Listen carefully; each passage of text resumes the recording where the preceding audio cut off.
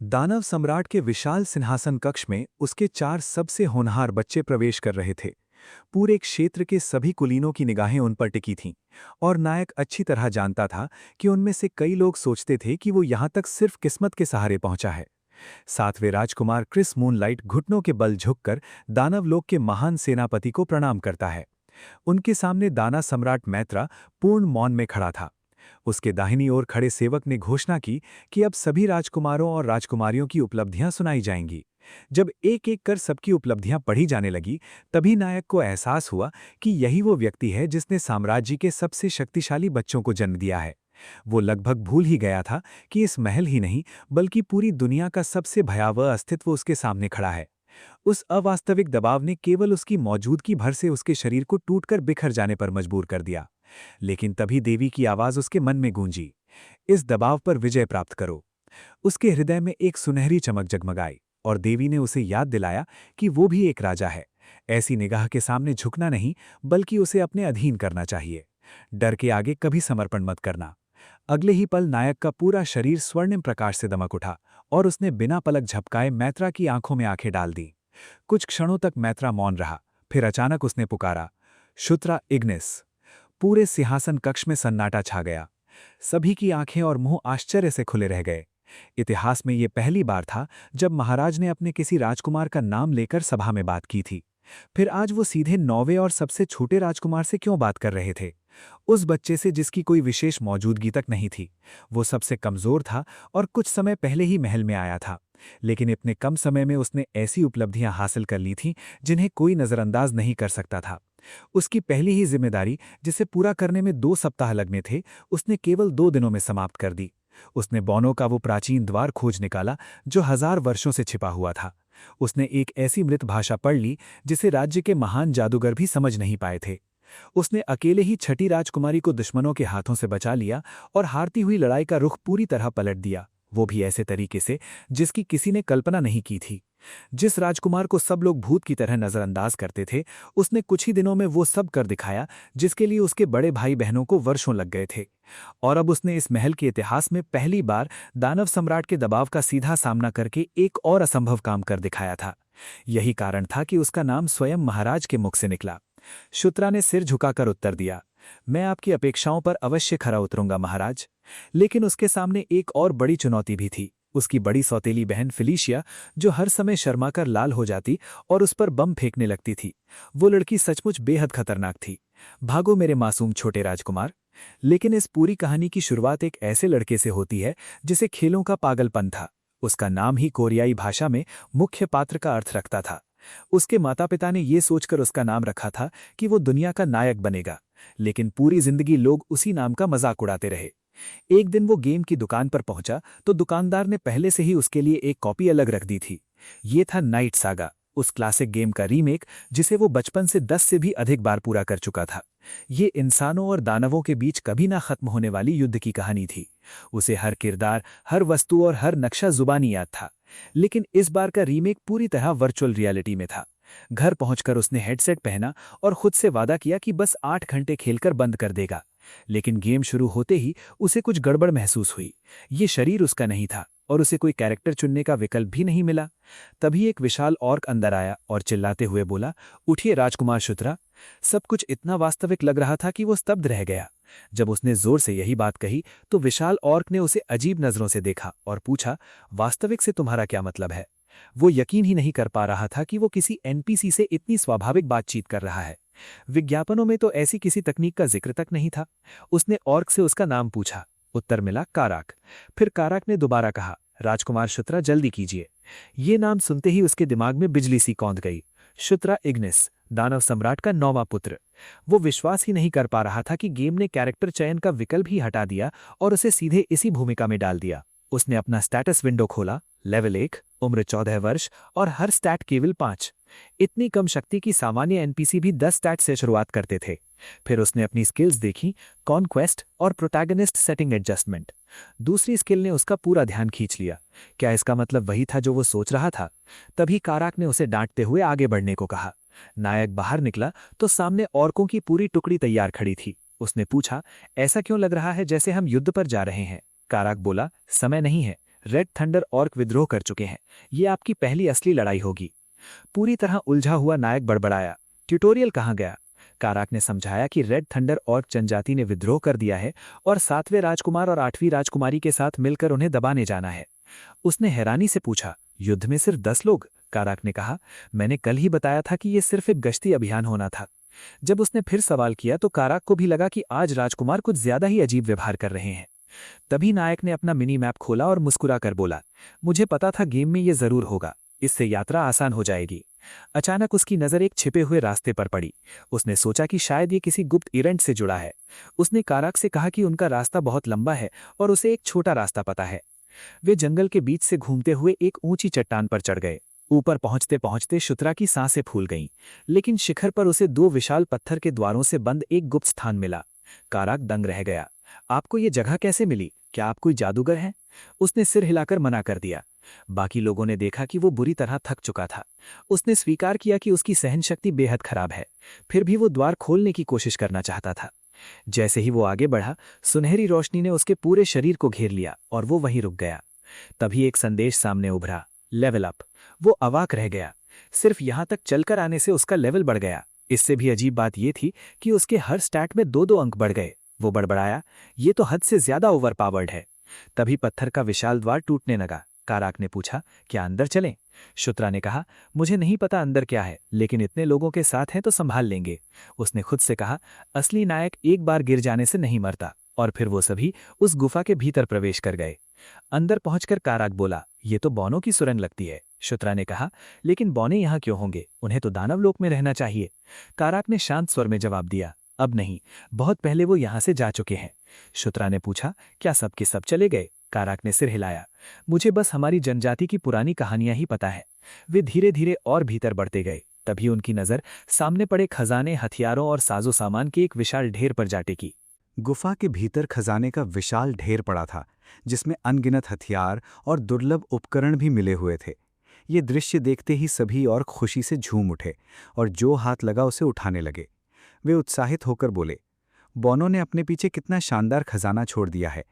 नायक बस खड़ा होकर उन्हें देखता रहा। वो उन चीज़ों का इस्तेमाल नहीं कर सकता था।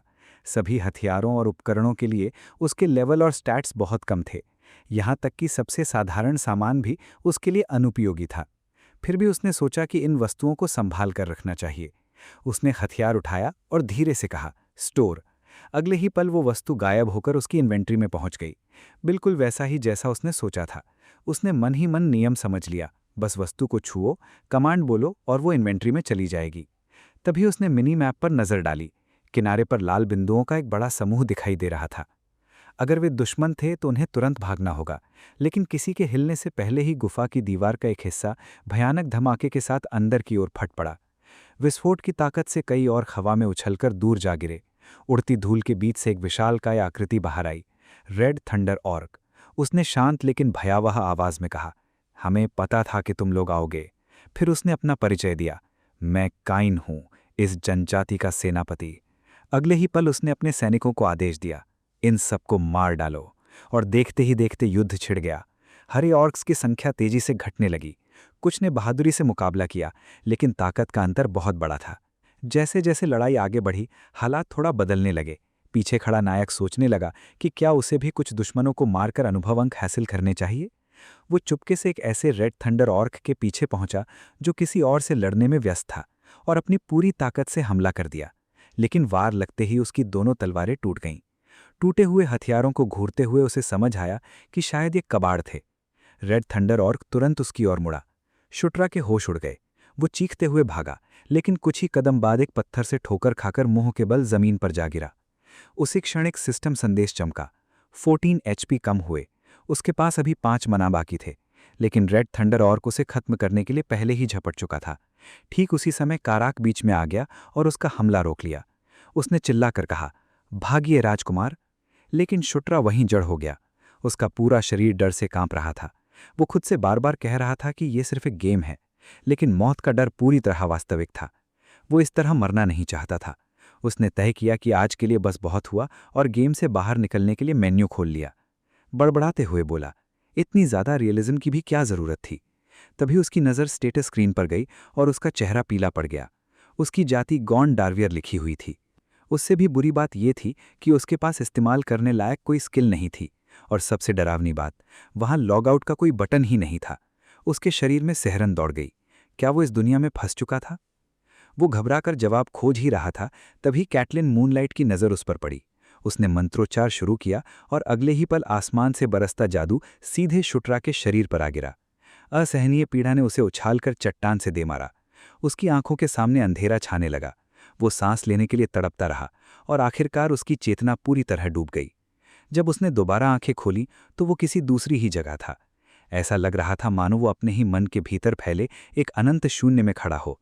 उसने सोचा, क्या मैं मर गया? क्या यही परलोक है? तभी दूर एक सुनहरी रोशनी प्रकट हुई। अंधकार में एक स्त्री की मधुर आवाज गूंजी, तुम्हारा भाग्य इस संसार से बंधा हुआ है, जीतो और पूर्ण समर्पण के माध्यम से शासन करो। जब वो उसकी ओर हाथ बढ़ाने लगी तो शुट्रा ने देखा कि उसकी दोनों आंखों का रंग अलग अलग था। अगले ही पल सुनहरी रोशनी ने उसे पूरी तरह अपने भीतर समा लिया। उधर युद्ध भूमि पर हरे ऑर्क अब भी हार रहे थे। कैटलिन मूनलाइट आगे बढ़ा और उपहास करते हुए बोला, इतनी छोटी सी सेना हमारी जनजाति को चुनौती देने चली थी? उसने आदेश दिया, अब सबका अंत कर दो। तभी शुट्रा अचानक उठकर खड़ा हो गया। वो खुद भी नहीं समझ पा रहा था कि अभी अभी क्या हुआ। कैटलिन उसे जीवित देखकर दंग रह गया। तुम अभी तक जिंदा कैसे हो? उसी समय शुट्रा की आंखों के सामने एक नया सिस्टम संदेश उभरा। टेलीकाइनेसिस लेवल 1 प्राप्त हुआ। वो हैरानी से उसे घूरता रह गया, लेकिन झटके अभी खत्म नहीं हुए थे। अगला संदेश आया, दूसरी class unlock, knight of conquest. Caitlin तुरंत चिल्लाया, सब लोग पहले उस लड़के को खत्म करो। काराक ने एक ही पल में स्थिति समझ ली। वो दहाड़ा, राजकुमार की हर कीमत पर रक्षा करो। लेकिन शुट्रा की नज़र अब भी स्टेटस स्क्रीन पर जमी थी। नाइट ऑफ कॉन्क्वेस्ट, ये क्लास तो मूल गेम में कभी थी ही नहीं। उसने सहज भाव से अपनी तलवार जमीन में गाड़ दी। ऐसा लग रहा था मानो ये कला उसे हमेशा से आती हो। उसने सामने देखते हुए घोषणा की, विजय राजाओं की शक्ति है। फिर उसने ऊंची आवाज में पुकारा, राजा के ध्वज के तले। उसी क्षण उसके शरीर से सुनहरी रोशनी फूट पड़ी। वो प्रकाश सभी हरे ऑर्क्स को घेरने लगा और उन पर एक शक्तिशाली बफ एक्टिव हो गया। वे आश्चर्य से चिल्ला उठे, हमारे शरीर में ताकत उमड़ रही है। अगले ही पल वे प्रचंड लहर की तरह रेड थंडर जनजाति पर टूट पड़े। एक ऑर्क ने तो नंगे हाथ से ही दुश्मन की छाती आर पार कर दी। अब उन्हें हथियारों की भी जरूरत नहीं थी। काइन घबरा गया, इनकी ताकत अचानक इतनी कैसे बढ़ गई? उसने उस सुनहरी ऊर्जा का पीछा करते हुए उसके स्रोत की ओर देखा और शुट्रा को पाया। वो क्रोध से पागल हो गया और एक साथ 4 हमले उसकी ओर दाग दिए। शुट्रा उन्हें आके हुए देख रहा था, लेकिन काराक बिजली की गति से बीच में आ गया और चारों हमले आसानी से रोक लिए। काराक को इस तरह लड़ते देख शुट्रा का आत्मविश्वास लौट आया। उसने आदेश दिया, आगे बढ़ते रहो। बफ की ताकत से हर वार पहले से कहीं अधिक घातक हो गया। कायन को समझ आ गया कि युद्ध का पलड़ा पूरी तरह पलट चुका है। उसने दया की भीख मांगनी चाहिए, लेकिन बहुत देर हो चुकी थी। काराक ने एक ही प्रहार में उसका सिर धड़ से अलग कर दिया। जैसे ही रेड थंडर ऑर्क्स ने अपने सेनापति का कटा हुआ सिर जमीन पर गिरते देखा, उनका मनोबल टूट गया और वे भाग खड़े हुए। हरे ऑर्क्स उनका पीछा करते हुए चिल्लाए, एक भी दुश्मन बचकर नहीं जाएगा। तभी शुट्रा के सामने सिस्टम संदेश चमका, एक सेनापति की उपलब्धियां उसके राजा को प्राप्त होती हैं। अगले ही पल उसका लेवल एक साथ 3 स्तर बढ़ गया। वो अभी भी हाँफ रहा था और समझ नहीं पा रहा था कि अभी भी क्या हुआ। दूर खड़ा काराक विस्मय से उसे देख रहा था। वो समझ नहीं पा रहा था कि ये अद्भुत शक्ति आखिर आई कहाँ से। फिर उसने दोबारा शुट्रा की ओर देखा। इस बार उसकी आंखों में केवल सम्मान और श्रद्धा थी। उसे यकीन नहीं हो रहा था कि अभी अभी जो चमत्कार हुआ उसका कारण वास्तव में यही राजकुमार था। बाद में शिविर में लौटकर शुट्रा बार बार अपना मेन्यू खोल रहा था। वे हर विकल्प देख रहा था, लेकिन एक चीज अब भी गायब थी, एग्जिट बटन। चाहे जितना ढूंढ ले वे कहीं नहीं था। उसने गहरी सांस लेकर खुद को शांत किया और सोचने लगा। अब केवल 2 ही संभावनाएं बचती थीं। पहली, वो अब भी वर्चुअल रियलिटी में है और शायद कोई बाहरी बग बाद में ठीक हो जाएगा। दूसरी, और यही सबसे डरावनी संभावना थी, ये अब कोई गेम नहीं रहा। किसी उपन्यास या मांगा की तरह वो सचमुच उसी दुनिया में आ चुका था जिस गेम को वो बचपन से खेलता आया था।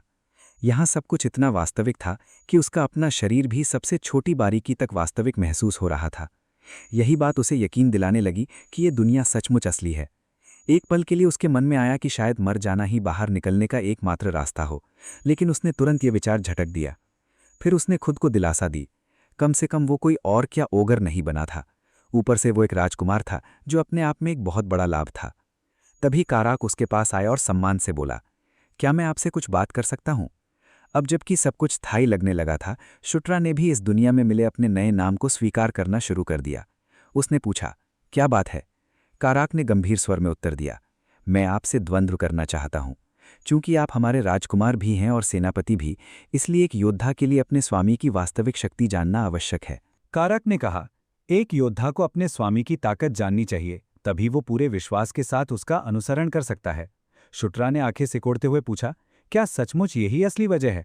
कारक ने उसे अभ्यास वाली लकड़ी की तलवार थमाई और मुस्कुराकर बोला, चिंता मत कीजिए, मैं हल्के हाथ से लड़ूंगा। शुट्रा ने नाक सिकोड़ते हुए कहा, अगर लड़ना है तो ठीक से लड़ेंगे। इतना कहकर उसने पहले हमला किया। तलवार उठाकर पूरी रफ्तार से कारक की ओर दौड़ा। कारक ने आसानी से उसका वार रोक लिया। इसके बाद शुट्रा ने लगातार कई भौंकने वाले हमले किए, लेकिन वो इतने बेतरतीब थे कि कारक पर उनका कोई असर ही नहीं पड़ा। कारक हंसते हुए बोला, ऐसा लग रहा है जैसे कोई मुझे अंडे से ठोक रहा हो। फिर उसने आलस भरे अंदाज में बस एक हल्का सा वार किया और शुट्रा हवा में उछलकर दूर जा गिरा। सिर सहलाते हुए शुट्रा बड़बड़ाया, इतना जोर से मारने वाले थे तो पहले बता तो देते। तभी उसके सामने एक सिस्टम संदेश उभरा, बेसिक स्वॉर्ड्समैनशिप लेवल 1 अनलॉक। वो हैरानी से पलके झपकाने लगा, ये कब हुआ? फिर अचानक उसे समझ आया, बिल्कुल टेलीकिनेसिस की तरह। शायद इस दुनिया में वो किसी भी कौशल को स्वयं अनुभव करके सीख सकता था, चाहे वो कौशल उस पर ही क्यों न इस्तेमाल किया गया हो। कारक ने कहा, बस कीजिए, अब खाना खा लेते हैं। लेकिन शुट्रा ने इनकार कर दिया। उसने दोबारा अपनी मुद्रा संभाली और फिर से हमला कर दिया। इस बार उसकी तलवार पहले से कहीं अधिक स्थिर और सटीक थी। कारक ने वार रोक लिया, लेकिन इस बदलाव को तुरंत महसूस कर लिया। उसने आश्चर्य से कहा, आपकी चालें पहले से बहुत बेहतर हो गई हैं। अभी कुछ देर पहले तो आप इतने अनाड़ी थे। शुट्रा का लेवल नहीं बढ़ा था, लेकिन उसकी तकनीक अविश्वसनीय गति से सुधर रही थी। कारक ने फिर हमला किया और शुट्रा को पीछे छलांग लगानी पड़ी। अब उसके चेहरे पर डर नहीं बल्कि उत्साह था। कारक मुस्कुराकर बोला, तो क्या अब तुम मेरा सामना कर सकते हो? फिर शुट्रा ने पूछा, वैसे आपका लेवल कितना है? कारक ने जवाब दिया, आखिरी बार जांच की थी तब लेवल 21 था।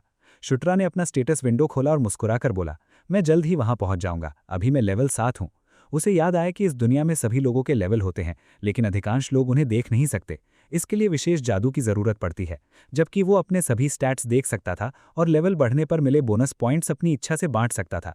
ये दूसरों पर उसका बहुत बड़ा लाभ था। वो फिर आगे बढ़ा और कारक के साथ तेजी से वारों का आदान प्रदान करने लगा।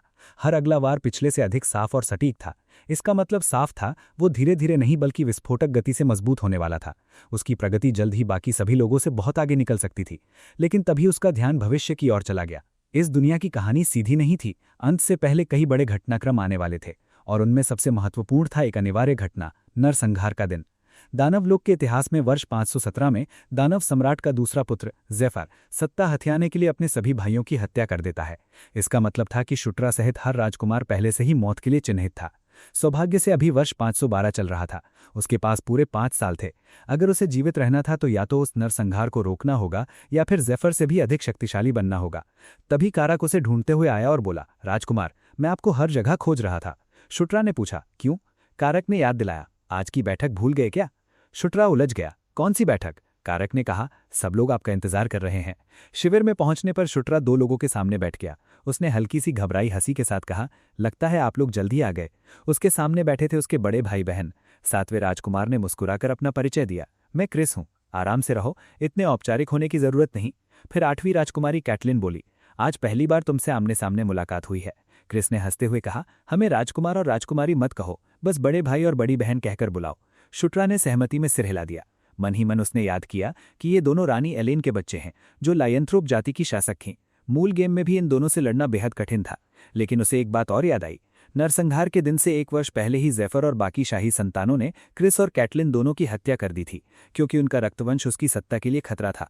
और कैटलिन का एक और रहस्य भी था, वो वास्तव में दानव सम्राट की असली बेटी नहीं बल्कि एक नाजायज संतान थी। कैटलिन ने शुट्रा की ओर देखते हुए पूछा, तुम योजना से अलग क्यों चले गए? मैंने सिर्फ इलाके की जांच करने को कहा था, लड़ने को नहीं। शुट्रा ने जवाब दिया, मुझे बिल्कुल उम्मीद नहीं थी कि दुश्मन वहां मिलेगा। कैटलिन उसके पास आई, ध्यान से उसे देखा और पूछा, कहीं चोट तो नहीं लगी? फिर उसने नरम स्वर में कहा, अगली बार ज्यादा सावधान रहना, आखिर हम भाई बहनों में सबसे कमजोर हो तुम। शुट्रा ने माफी मांगी, लेकिन उसके मन में एक ही सवाल घूम रहा था, ये लोग उसके साथ इतना अच्छा व्यवहार क्यों कर रहे हैं? गेम में तो सब पहले से तय था, संवाद, पद, विश्वासघात, सब कुछ। लेकिन यहाँ लोग सचमुच जीवित इंसानों की तरह महसूस हो रहे थे, इसलिए उनके व्यवहार का अनुमान लगाना असंभव था। क्रिस ने भी कैटलिन की बात का समर्थन किया और चेतावनी दी, अगर फिर कभी ऐसी लापरवाही की तो अच्छी तरह डांट पड़ेगी। शुट्रा में सिर झुकाकर कहा, जी समझ गया। लेकिन उसके मन का सवाल अब भी बना हुआ था। गेम में ये दोनों ठंडे और कठोर थे, जबकि यहाँ वे बेहद अपनापन दिखा रहे थे। तभी उसे लायनथ्रोप जाति की एक खास बात याद आई। उनकी जीवन शक्ति बहुत प्रबल होती थी और उनमें से कई लोग ऑरा का उपयोग कर सकते थे। तभी उसके मन में एक विचार कौंधा। अगर उसने टेलीकिनेसिस उसे प्रत्यक्ष अनुभव करके सीखी थी तो शायद ऑरा भी उसी तरह सीखी जा सकती है। उसने तुरंत कहा, मुझे आपसे एक मदद चाहिए। क्रिस ने पूछा, क्या? शुट्रा की आंखें चमक उठीं। मुझ पर ऑरा का इस्तेमाल करके वार कीजिए। उसकी बात सुनते ही क्रिस और कैटलिन दोनों से ऐसे घूरने लगे मानो उन्हें अपने कानों पर विश्वास ही ना हो। दोनों के चेहरों पर साफ लिखा था, क्या इस लड़के को दर्द खाने का शौक है। तभी दृश्य बदला। दूसरी ओर युद्ध फिर भड़क उठा। रेड ऑर्क हवा में उछल उछल कर गिर रहे थे, जबकि ग्रीन ऑर्क पूरी ताकत से उन पर टूट पड़े थे। पूरा युद्ध क्षेत्र अराजकता में डूब गया। तभी एक विशाल रेड ऑर्क पागवों की तरह अपने ही साथियों और दुश्मनों दोनों पर हमला करने लगा। जो भी उसके पास आता वो उसे काट गिराता। कई योद्धाओं ने उसे रोकने की कोशिश की, लेकिन वो सबको रौंदता हुआ आगे बढ़ता गया। आखिर एक योद्धा उसकी बाह पर हल्का सा वार करने में सफल हुआ। विशाल ऑर्क रुक गया और अपने घाव को घूरने लगा। उसके चेहरे पर भयानक क्रोध फैल गया। अगले ही क्षण जिसने उसे घायल किया था वो लाल धुंध में बदल गया। विस्फोट जैसी शक्ति की लहर ने आसपास के योद्धाओं को भी दूर फेंक दिया। रेड ऑर्क दहाड़ा। एक भी दुश्मन बचकर न जाने पाए। उसने सबसे ज्यादा हत्याएं करने वाले को इनाम देने की घोषणा भी कर दी। हैरानी की बात यह थी कि ग्रीन ऑर्क भी उसकी बात मानने लगे, जैसे वो उनका सेनापति हो, दुश्मन नहीं। उसी समय शुट्रा फिर उसी स्वप्न लोक जैसे स्थान में भटकता दिखाई दिया।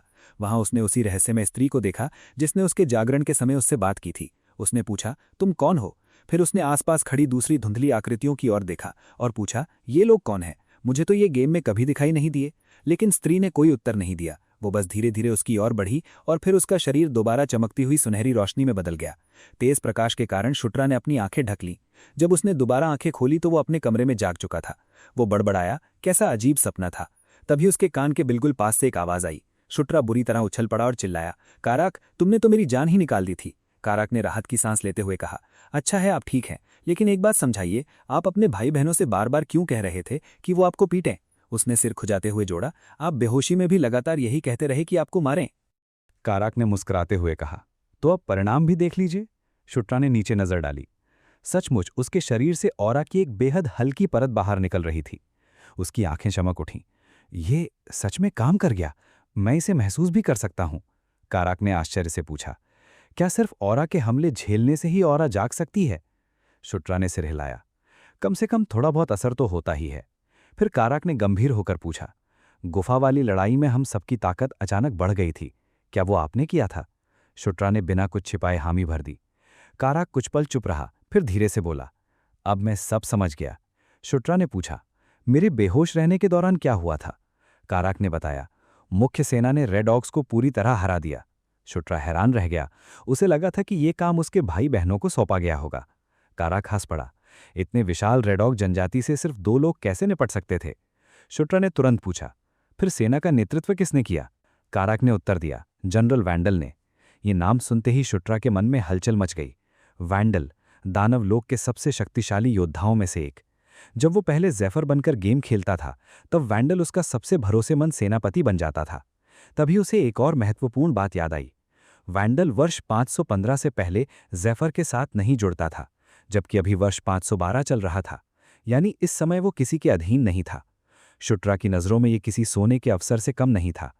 उसे वैंडल की हर कमजोरी पता थी, उसका पसंदीदा भोजन, उसे कौन से इनाम पसंद है, उसकी लड़ने की शैली, और सबसे महत्वपूर्ण, उसे अपनी ओर कैसे लाया जा सकता है, द्वंद्व में हराकर।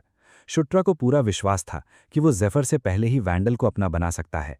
अगर ऐसा हो गया तो उसके पास शुरू से ही एक अत्यंत शक्तिशाली और वफादार योद्धा होगा। उधर कैटलिन के शिविर में क्रिस की हैरानी भरी आवाज गूंज उठी, क्या तुमने सिर्फ एक दिन में ऑरा की बुनियादी अवस्था हासिल कर ली? शुट्रा ने सहज भाव से उत्तर दिया, मैंने लेवल बढ़ने पर मिले सारे पॉइंट्स ऑरा में डाल दिए थे, ऐसा होना तो स्वाभाविक था। फिर उसने समझाया, और ये सिर्फ एक स्किल नहीं है, ऑरा शरीर के हर शारीरिक गुण को बढ़ाती है, इसलिए ये टेलीकिनेसिस से कहीं अधिक उपयोगी है। क्रिस अविश्वास से बड़बड़ाया, ये तो बिल्कुल बेतुका है। फिर उसने सोचा, शायद इसका संबंध तुम्हारे गौंडारवा होने से है।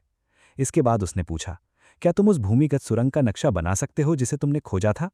शुट्रा मुस्कुराया, असल नक्शा तो नहीं है, लेकिन मेरा मिनी मैप सब कुछ साफ दिखाता है, कागज दीजिए। उसने तुरंत नक्शा बनाना शुरू कर दिया। जब चित्र पूरा हुआ तो क्रिस उसे ध्यान से देखने लगा। कुछ देर बाद उसने कहा, ये तो हमारे पुराने नक्शे से भी बेहतर है। फिर हंसकर बोला, तुम तो प्रतिभाशाली निकले। शुट्रा बस मुस्कुरा दिया। तभी कैटलिन बोली, जिन रेड ऑक्स से हमारी मुठभेड़ हुई थी वे सभी मारे जा चुके हैं। इसका मतलब दुश्मनों को अभी तक पता ही नहीं चला कि ये सुरंग खोज ली गई है। क्रिस ने कहा, इस नक्शे की मदद से हम उन पर गुप्त हमला कर सकते हैं, लेकिन उससे पहले हमें शुट्रा से एक और काम करवाना होगा। कुछ समय बाद शुट्रा फिर पहाड़ों की ओर निकल पड़ा।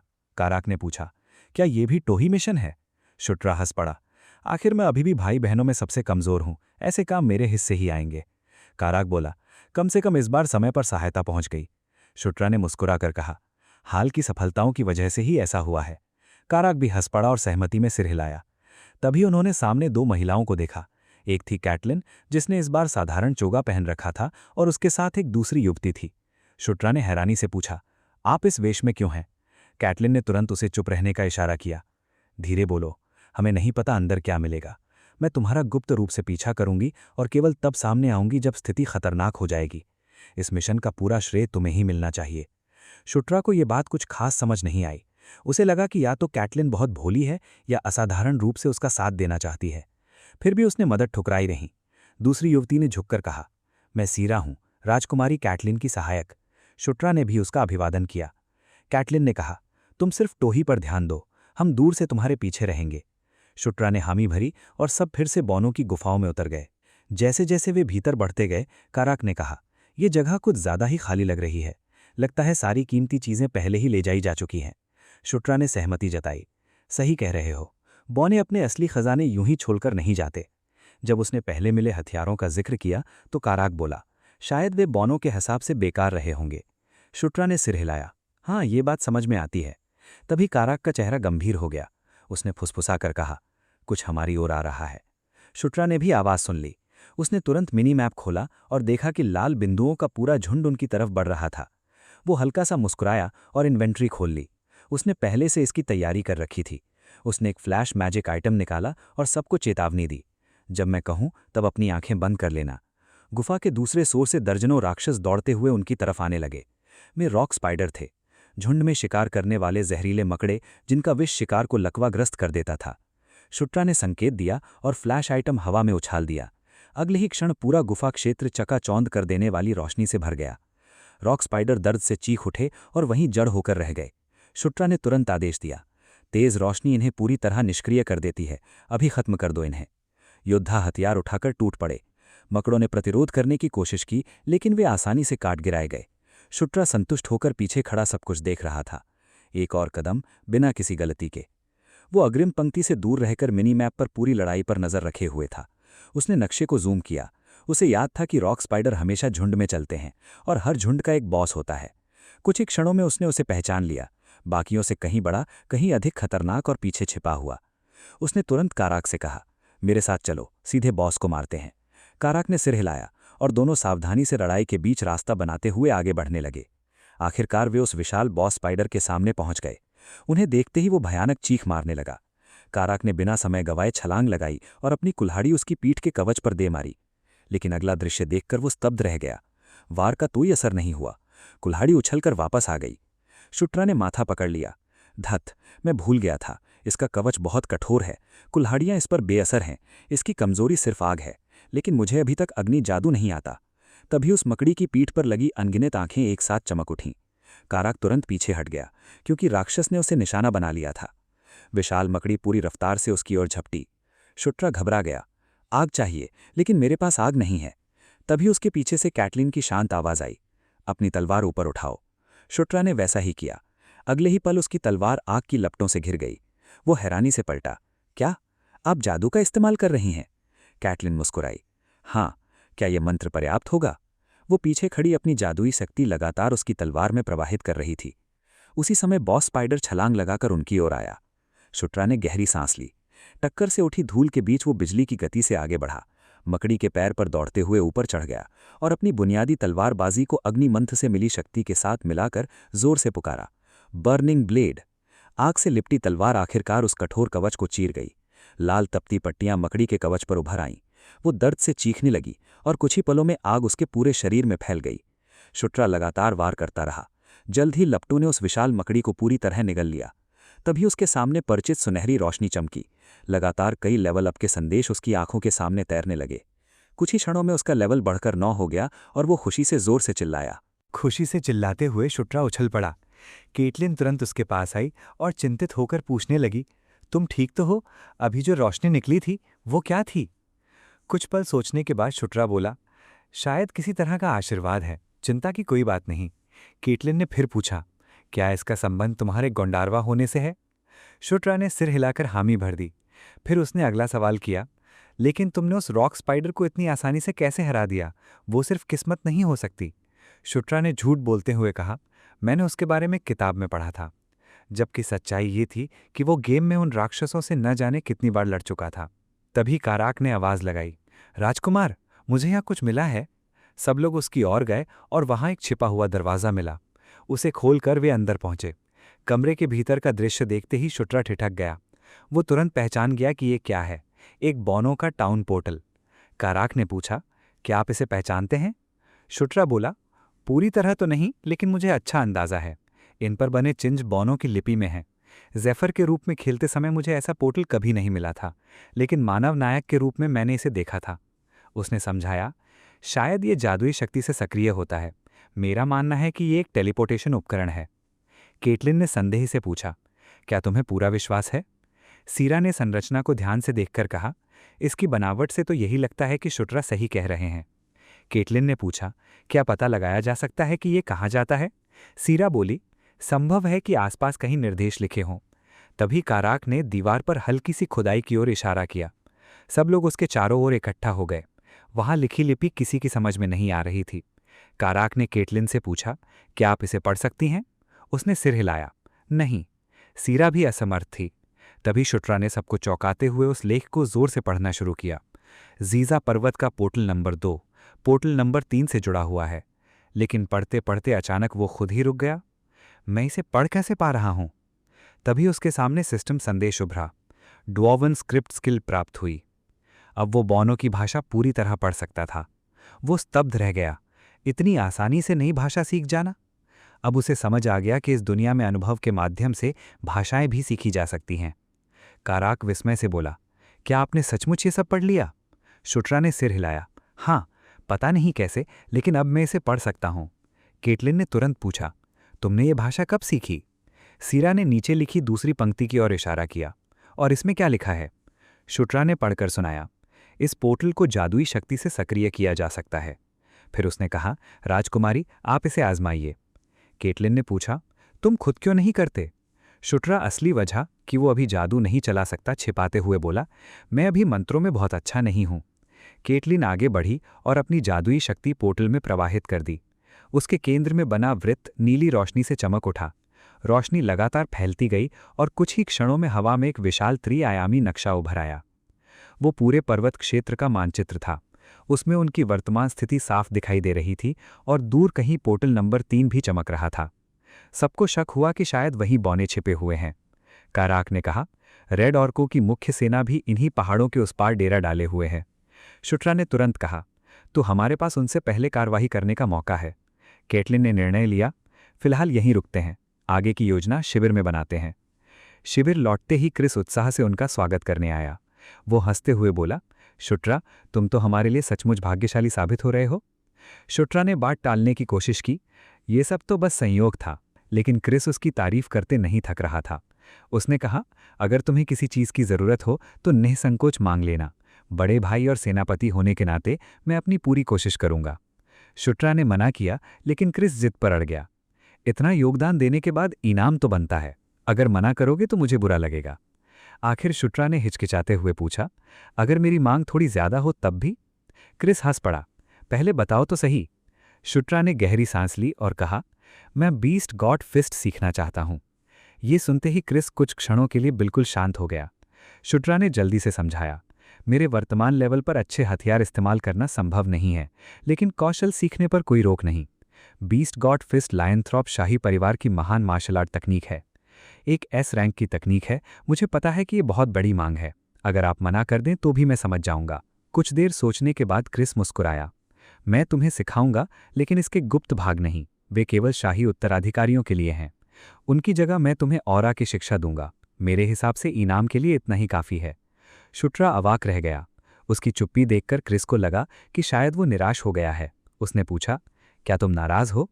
शुट्रा ने तुरंत सिर हिलाया, नहीं, मैं तो बेहद खुश हूं। क्रिस मुस्कुराया, उसके कंधे पर हाथ रखा और बोला, आज से मैं तुम्हें सिर्फ नाम का छोटा भाई नहीं बल्कि सचमुच अपना छोटा भाई मानना चाहता हूं। शुट्रा ने उसकी आंखों में देखा। उसे महसूस हुआ कि यह प्रस्ताव पूरी ईमानदारी से दिया गया था। उसने बिना देर किए स्वीकार कर लिया। दोनों ने हाथ मिलाया और उसी क्षण उनके बीच एक नया रिश्ता बन गया। पास खड़ी केटलिन भी संतोष भरी मुस्कान से ये दृश्य देख रही थी। शुट्रा बोला, अब से हम सब मिलकर काम करेंगे। इस तरह बिना किसी शपथ या राजकीय आदेश के, केवल विश्वास और साझा उद्देश्य के आधार पर एक नया गठबंधन जन्म ले चुका था। अभी वो छोटा था, लेकिन शुट्रा जानता था कि भविष्य में यही गठबंधन उसकी सबसे बड़ी ताकत बन सकता है। तभी कहानी का दृश्य बदलकर पोर्टल नंबर 3 के पास स्थित जीजा पर्वत की चोटियों पर पहुंच गया, जहां रेड ऑर्कों की एक गुप्त चौकी छिपी हुई थी। एक तंबू के भीतर कई ऑर्क आपस में बातें कर रहे थे। एक बोला, मुझे नहीं लगता कि दुश्मन यहां उसे ढूंढने आया है। दूसरा हंसते हुए बोला, हमारी तथाकथित राजकुमारी आखिर यहां कर क्या रही है? तंबू के कोने में हाथ पैर बांधे और मुंह बंद किए बैठी थी छठी राजकुमारी फेलिसिया। उसकी आंखों में प्रचंड क्रोध जल रहा था। दूसरी ओर शुट्रा अपनी स्टेटस पर नजर डाल रहा था। उसकी नजर एक अजीब बात पर अटक गई। अब उसकी करिश्मा यानी करिश्मा सबसे कम स्टेट बन चुकी थी। शुरुआत में हर लेवल पर उसके सभी स्टेट्स 2-2 अंक बढ़ते थे, लेकिन अब करिश्मा केवल 1 अंक ही बढ़ रही थी। वो सोच में पड़ गया कि ऐसा क्यों हो रहा है। गेम में दिखावट यानी अपीयरेंस और करिश्मा यानी करिश्मा अलग अलग चीजें थीं। दिखावट केवल चेहरे मोहरे से जुड़ी थी, जबकि करिश्मा तय करती थी कि लोग उसकी बातों से कितना प्रभावित होंगे, वो कितना प्रेरणादायक या प्रभावशाली होगा। फिर उसने खुद को समझाया कि फिलहाल ये कोई बड़ी समस्या नहीं है। उसकी कुल प्रगति पहले ही असाधारण थी और वो अधिकांश लोगों से कहीं तेजी से शक्तिशाली बन रहा था। उससे भी अधिक महत्वपूर्ण बात यह थी कि वो अब लगभग लेवल 10 पर पहुंच चुका था। गेम में लेवल 10 पर हर पात्र की यूनिक स्किल विकसित होती थी। ब्लॉक की चोजन वन और जेफर के डिसेंडेंट ऑफ डार्कनेस इसी स्तर पर और शक्तिशाली बनती थीं। शुट्रा को उम्मीद थी कि उसकी अपनी कोई विशेष क्षमता भी जल्द विकसित होगी और वो बेसब्री से उस मड़ का इंतजार करने लगा। तभी काराक अंदर आया और बोला, सब तैयार हैं, अब चलने का समय है। शुट्रा ने तुरंत जवाब दिया, मैं भी तैयार हूं। काराक ने मुस्कुराकर कहा, आज आप काफी खुश दिखाई दे रहे हैं, वजह क्या है? शुट्रा ने बस हंसकर बात टाल दी, कुछ खास नहीं। बाहर निकलते ही उसने देखा कि सभी ऑर्क सैनिक पहले से पंक्तिबद्ध होकर उसके आदेश की प्रतीक्षा कर रहे थे। शुट्रा ने आगे बढ़कर आदेश दिया और पूरा अभियान फिर से पहाड़ों की ओर रवाना हो गया। कठिन रास्तों को पार करते हुए वे दोबारा उसी गुफा तक पहुंचे जहां टाउन पोर्टल था। दूसरी ओर लायनथ्रॉप पहले से ही तैयारी में जुटे हुए थे। क्रिस मूनलाइट पोर्टल के पास खड़ा सारी व्यवस्था की निगरानी कर रहा था। उसने जादूगरों से पूछा, जांच पूरी हो गई? उनमें से एक ने उत्तर दिया, जी, ये पोर्टल जीजा पर्वत के पास बहने वाली नदी तक जाता है। क्रिस मूनलाइट ने गंभीरता से सिर हिलाया। जादूगर से पूछा गया कि क्या ये सही तरह से काम कर रहा है। उसने आत्मविश्वास से जवाब दिया, हाँ, ये पोर्टल पूरी तरह स्थिर है, बिल्कुल वैसा ही जैसा बोनो की कारीगरी से उम्मीद की जाती है। क्रिस मूनलाइट ने तुरंत उसे सक्रिय करने का आदेश दिया। सभी जादूगरों ने अपने मना को द्वार में प्रवाहित किया और देखते ही देखते पोर्टल तेज रोशनी से चमक उठा। पहाड़ों के आर पार जाने वाला रास्ता खुल गया। सबसे पहले क्रिस मूनलाइट उसमें दाखिल हुआ, जबकि शुट्रा विस्मय से उसे देखता रह गया। खेल के अंदर पोर्टल का इस्तेमाल करना एक बात थी, लेकिन किसी असली पोर्टल के सामने खड़े होना पूरी तरह अलग अनुभव था। तभी कैटलिन मूनलाइट ने उसे हल्का सा धक्का देकर पूछा, किस बात का इंतजार कर रहे हो? शुट्रा ने सिर हिलाया और पोर्टल में कदम रख दिया। सफर पलक झपकते ही पूरा हो गया। अगले ही क्षण वो दूसरी ओर खड़ा था और सामने का दृश्य देखकर उसकी सांसें थम गईं। ठीक उनके सामने रेड ऑक्स का विशाल शिविर फैला हुआ था। उसके बगल में खड़े क्रिस मूनलाइट ने चारों ओर नजर दौड़ाकर कहा, जैसी उम्मीद थी बिल्कुल वैसा ही है। शिविर की बनावट देखकर लगता है कि यहाँ लगभग 5000 सैनिक मौजूद हैं। अगर हम पीछे से हमला करें तो सबसे पहले उनकी रसद पर वार करना होगा। जब जनरल वैंडल सामने से हमला करेंगे तब हम चुपचाप घुसकर उनके भोजन भंडार को आग लगा देंगे। तभी सारा ने बीच में टोकते हुए कहा, कुछ गड़बड़ लग रही है, ये शिविर आधा खाली दिखाई दे रहा है। क्रिस मूनलाइट ने भी सहमति जताई। सैनिकों की संख्या मेल नहीं खा रही थी। उसका अनुमान था कि बाकी सैनिक शायद पहले ही कहीं और युद्ध में जा चुके हैं। तभी शुट्रा के कानों में दूर से आती धातु के टकराने की आवाज़ पड़ी। आवाज़ बहुत हल्की थी, लेकिन साफ सुनाई दे रही थी। क्रिस मूनलाइट ने उसे ध्यान से सुनने को कहा। जैसे ही उसने अपनी इंद्रियों को केंद्रित किया, दूर चल रही लड़ाई की तस्वीर साफ होने लगी। रेड ऑक्स किसी से युद्ध कर रहे थे, लेकिन वो जनरल वैंडल की सेना नहीं थी। कैटलिन मूनलाइट ने भी ये देख लिया और पूछा, वे लोग कौन हैं? क्रिस मूनलाइट की भौहें सिकुड़ गईं। आज वैंडल को किसी से लड़ना ही नहीं था। कुछ ना कुछ जरूर गलत है। शुट्रा ने आंखें सक्रिय करके दूर देखने की कोशिश की। आखिरकार उसे छोटे कद के तेज तर्रार योद्धा दिखाई दिए जो ड्रेको पर सवार होकर लड़ रहे थे। उन्हें देखते ही वो समझ गया, डार्क एल्फ, उसने धीमे लेकिन साफ शब्दों में कहा। कैटलिन ने पूछा, क्या तुम पक्के हो? शुट्रा ने जवाब दिया, उनका छोटा शरीर और ड्रेको की सवारी, यही उनकी पहचान है। युद्ध का रुख बदलने लगा। क्रिस मूनलाइट ने देखा कि डार्क एल्फ पीछे हट रहे हैं।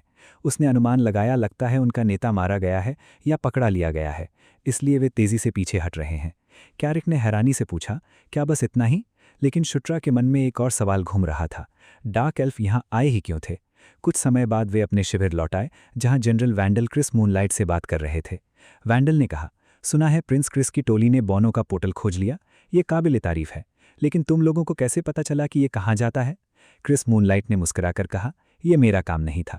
9वें राजकुमार शुट्रा ने इसकी मंजिल का पता लगाया।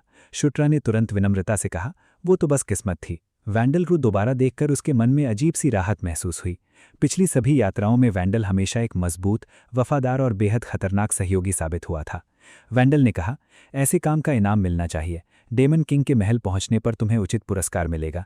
इसके बाद क्रिस मूनलाइट ने शिविर के पास हुई लड़ाई के बारे में पूछा। वैंडल ने बताया, रेड ऑक्स बिना किसी आदेश के खुद ही युद्ध में कूद पड़े। क्यों? क्या उन्हें महल से सहायता के लिए भेजा गया था? क्रिस ने पूछा। वैंडल ने सिर हिलाया, पक्का नहीं कह सकता। उनका दावा है कि वे आधिकारिक रूप से युद्ध में शामिल होने से पहले सिर्फ इलाके की टोह ले रहे थे, लेकिन हालात बिगड़ गए। सबसे बुरी बात यह है कि उनका कमांडर पकड़ा लिया गया है। कौन? क्रिस ने तुरंत पूछा। वैंडल ने गंभीर आवाज में उत्तर दिया, रेड ऑक्स ने डार्क एल्फों की नेता को बंदी बना लिया है। क्रिस ने गहरी सांस लेते हुए कहा, तो इसलिए वे पीछे हटे। अब पूरी तरह सतर्क हो चुके शुक्या ने पूछा, वो कमांडर कौन है?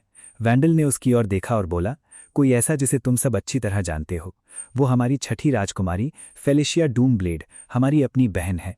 ये सुनते ही क्रिस और कैटलिन मूनलाइट दोनों स्तब्ध रह गए। शुट्रा को तुरंत याद आया कि फेलिशिया तीसरी रानी की बेटी थी, जो कभी डूमब्लेड वंश की डार्क एल्फ राजकुमारी रही थी। वो 5वें राजकुमार साइलोन डूमब्लेड की जुड़वां बहन भी थी। खेल में फेलिशिया और साइलोन दोनों चौथी राजकुमारी अनस्तासिया का समर्थन करते थे, जो सबसे बड़े प्रतिद्वंदियों में से एक थीं। यही बात स्थिति को और भी रहस्यमय बना रही थी। फेलिशिया यहाँ आई क्यों थी? क्या वो युद्ध का श्रेय लेने आई थी या किसी की योजना में दखल देने? क्रिस मूनलाइट ने कहा, संभव है रेड ऑक्स को अभी तक ये पता ही ना हो कि उन्होंने किसे पकड़ा रखा है। वैंडल ने उत्तर दिया, मैं अभी इसकी पुष्टि नहीं कर सकता। जब क्रिस ने आगे की योजना पूछी तो वैंडल ने कहा, अगर मौका मिला तो हम उसे बचाएंगे, लेकिन पूरी सेना को जोखिम में डालकर नहीं। अगर अवसर मिला तो कार्यवाही करेंगे, बातचीत भी संभव है, लेकिन पहला कदम मैं नहीं उठाऊंगा। अगर रेड ऑक्स समझौता चाहते हैं तो पहल उन्हें करनी होगी। क्रिस ने सहमति में सिर हिलाया। वैंडल ने कहा, मैं अपनी तरफ से और जानकारी जुटाता हूं, अगर कोई बदलाव हो तो तुरंत खबर देना। बातचीत यहीं समाप्त हुई। बाहर निकलते ही क्रिस मूनलाइट ने सूखे स्वर में कहा, तो अब हमारी बहन युद्धबंदी बन चुकी है। कैटलिन ने बिना देर किए जवाब दिया, अगर फेलिशिया जिंदा है तो हमें उसे हर हाल में बचाना होगा। क्रिस ने शांत स्वर में कहा, सैद्धांतिक रूप से मैं भी यही चाहता हूं, लेकिन उसे बचाने में बहुत सारी जानें जा सकती हैं। कैटलिन ने गुस्से से अपनी मुट्ठियां भींच ली। क्रिस ने कठोर स्वर में कहा, चुप रहो और याद रखो कि इस अभियान का नेतृत्व मैं कर रहा हूं। कैटलिन ने पलटकर कहा, तुम फेलिशिया को अपनी बहन नहीं बल्कि बोझ की तरह देख रहे हो। क्रिस की आवाज़ बर्फ की तरह ठंडी थी। मैं अपनी भावनाओं को मिशन बर्बाद नहीं होने दूंगा। ये सब देखकर शुट्रा को यकीन होने लगा कि मामला सिर्फ राजनीतिक नहीं है। क्रिस और फेलिशिया के बीच जरूर कोई गहरी व्यक्तिगत घटना हुई थी। रात पूरी तरह युद्ध अभियान पर छा गई थी, जबकि रेड ऑक्स के शिविर के ऊपर स्थित ऊंची चट्टानों पर क्रिस मूनवाइट और उसके साथी दुश्मन पर नजर गड़ाए इंतजार कर रहे थे। इतनी देर रात होने के बावजूद दुश्मन पूरी तरह सतर्क था। तभी बिना किसी चेतावनी के एक भीषण विस्फोट ने पूरे रेड ऑक्स शिविर को हिलाकर रख दिया और उसी क्षण जनरल वैंडल ने अपना हमला शुरू कर दिया। जनरल वैंडल सबसे आगे से धावा बोलते हुए गरजा, सबको खत्म कर दो। शुट्रा की स्थिति पर खड़े कैरिक ने संकेत देखा और पूछा, क्या अब समय आ गया है? वे कुछ पल और रुके। रेड ऑक्स को समुद्र की लहर की तरह आगे बढ़ते हुए देखते रहे। पहला प्रहार होते ही वैंडल ने अपनी सभी टुकड़ियों को चट्टानों की ओर पीछे हटने का आदेश दे दिया। क्रिस मूनलाइट ने ये पीछे हटना देखा और तुरंत समझ गया कि यही उनका मौका है। उसने सभी को अपनी अपनी जगह लेने का आदेश दे दिया। शुट्रा और कैटलिन मूनलाइट को योजना पर टिके रहने, रसद नष्ट करने और मौका मिले तो फेलिसिया को बचाने का आदेश मिला। अगले ही पल उसने हमला करने का संकेत दे दिया। दूसरी लहर बिजली की तरह दुश्मन पर टूट पड़ी। पहले हमले से पहले ही डगमगा चुके रेडॉग्स पूरी तरह भ्रमित हो गए और उनकी रक्षा पंक्तियां टूटने लगीं। कैटलिन मूनलाइट ने शुट्रा को सतर्क रहने की चेतावनी दी तो उसने भी वही बात उसे दोहरा दी। शुट्रा ने अपना मिनी मैप खोला और तेजी से इलाके का निरीक्षण किया। उसे रसद भंडार तक पहुंचने का सबसे कम सुरक्षित रास्ता मिल गया। दुश्मन के संभलने से पहले उन्हें वहां पहुंचना ही था। कैरिक दहाड़ता हुआ सबसे आगे दौड़ा। मैं इन सबको कुचल डालूंगा। वो मेढ़े की तरह दुश्मन की पहली पंक्ति को तोड़ता चला गया। तभी एक रेड ऑर्क उसकी खुली बगल पर पूरी ताकत से वार करने के लिए झपटा। कैरिक को एहसास हुआ कि अब वो समय रहते बचाव नहीं कर पाएगा। उसी क्षण एक खंजर हवा को चीरता हुआ आया और सीधे ऑर्क की खोपड़ी में धंस गया। कैरिक ने मुड़कर देखा तो शुट्रा अपना हाथ नीचे करते हुए मुस्कुरा रहा था। उम्मीद से भी बेहतर काम किया। कैरिक ने हैरानी से पूछा, तुमने ऐसा खंजर फेंकने कब सीख लिया? शुट्रा ने कंधे उचकाते हुए कहा, कल रात पहली बार कोशिश की थी, तभी ये कौशल मिल गया। कैरिक ने भोजन भंडार की ओर इशारा करते हुए पूछा, क्या अभी आग लगा दें? लेकिन शुट्रा ने उसे योजना का पालन करने को कहा। फिर भी उसके मन में फेलिसिया का ख्याल घूम रहा था। अगर वे पहले पूरे शिविर में आग लगा देंगे तो कहीं वो भी उसी आग में ना जल जाए। उन्हें सबसे पहले उसे ढूंढना होगा। उसने तुरंत मिनी मैप खोला। तटस्थ एनपीसी आमतौर पर नीले या बैंगनी निशान से दिखाई देते थे। थोड़ी ही देर में उसे फेलिसिया का संकेत मिल गया। उसने कैरिक को इशारा किया और दोनों पास के एक तंबू की ओर दौड़ पड़े। अंदर घुसते ही शुट्रा बोला, यही जगह होनी चाहिए। तभी अंधेरे से एक आवाज़ आई। उसने मुड़कर देखा तो फेलिसिया वहीं थी, जमीन पर जंजीरों से बंधी हुई। उसे ऐसे घूर रही थी मानो अपनी आंखों पर यकीन न कर पा रही हो। वो अवाक होकर बोली, तुम यहाँ क्या कर रहे हो? शुट्रा ने उसके सवाल को अनदेखा करते हुए कहा, हिलना मत, और उसकी बेड़ियां खोलने लगा। पूरा शिविर अभी आग की लपटों में घिरने वाला है, हमें तुरंत निकलना होगा। साथ ही उसके मन में दूसरा विचार भी चल रहा था। अगर वो फेलिसिया को बचा लेता तो उस पर उसका एहसान होता, और भविष्य में किसी राजकुमारी का ये एहसान बहुत काम आ सकता था। फेलिसिया अब भी समझ नहीं पा रही थी कि वो आखिर उसे बचाने क्यों आया है। जैसे ही जंजीरें खुली, वे तीनों तंबू से बाहर भाग निकले। शुट्रा ने कहा कि उन्हें जल्द से जल्द क्रिस और कैटलिन मूनलाइट से मिलना होगा। सांसें संभालती हुई फेलिसिया ने पूछा, क्या तुम लोग सचमुच मुझे बचाने आए हो? शुट्रा ने हैरानी से पूछा, और क्यों नहीं आते?